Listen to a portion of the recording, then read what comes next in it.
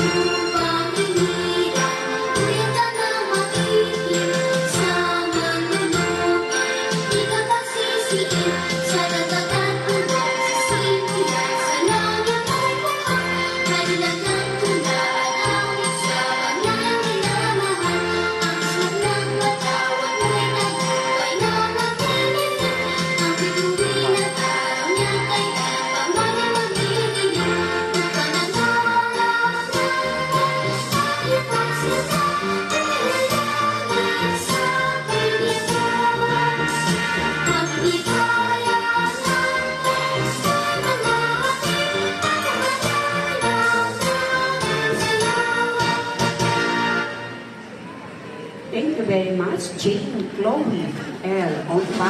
Ganun din po sa napaka-boring niyang sundalo. Pwede po tayo po to all our guests.